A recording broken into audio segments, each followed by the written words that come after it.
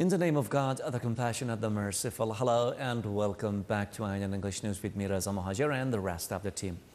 Russian troops have started pulling back from the Georgian town of Gori, which links South Ossetia with Tbilisi. More than 40 items of military hardware, including armored personnel carriers, multiple missile launchers, combat vehicles, and military trucks are heading towards the Russian border.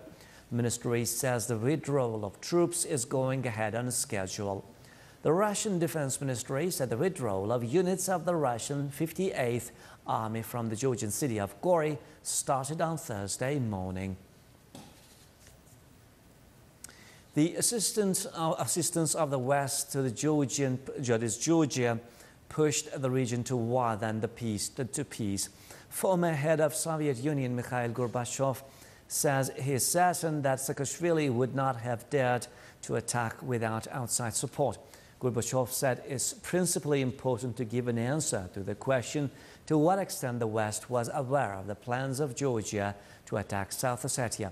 He said it looks like a classic wag the dog story.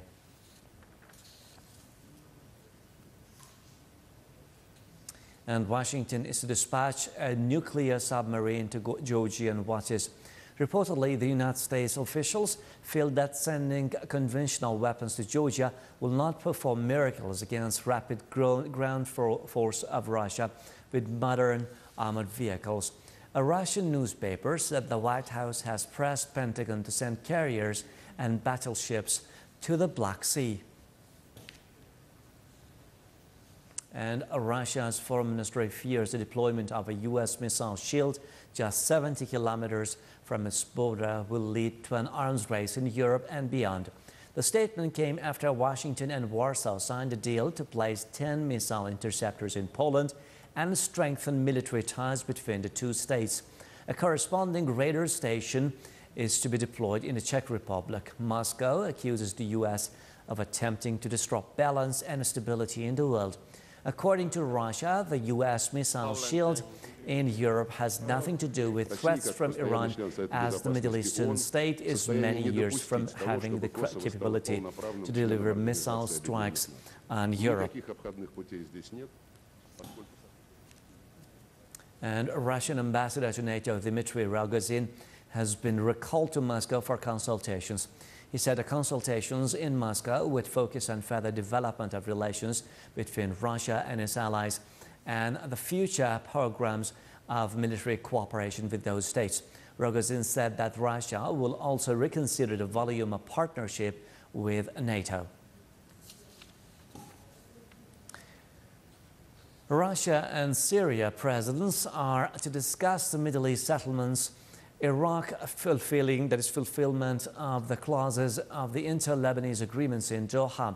A Kremlin source said Syria is one of the key partners of Russia in the Middle East. The source noted the Russian-Syrian political dialogue as positive dynamics of interdepartmental and interparliamentary ties.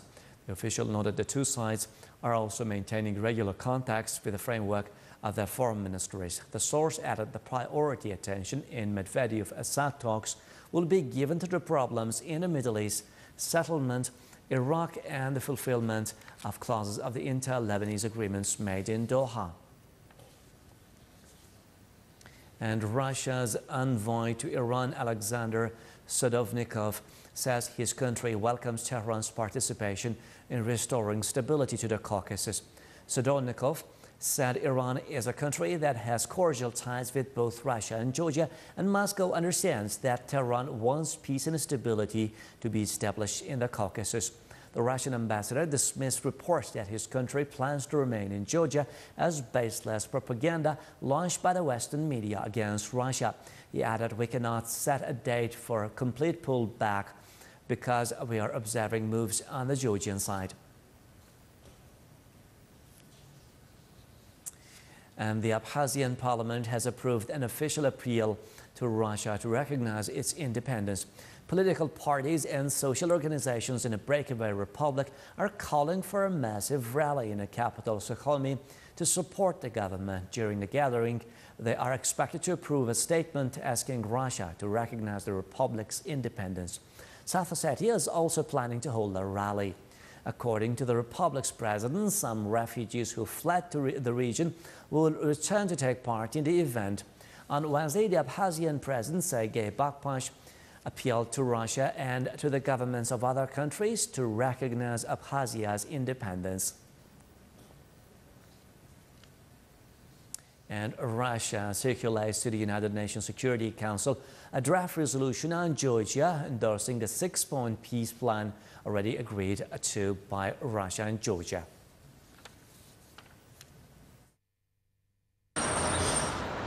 We have tried to return the Security Council back on track, and we introduced in the Security Council a draft resolution, which is very simple. I see that some of you already have the text.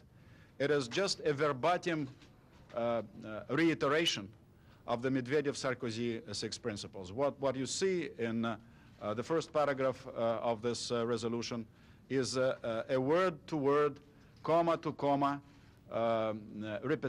rendition of the 6 principles agreed to by President Medvedev and President Sarkozy, and later also supported by the Georgian side, Abkhazian side, and South Ossetian side. So we think that this is a good document for the Security Council to pass, and we are looking forward to a positive reaction by other members of the Security Council to our draft.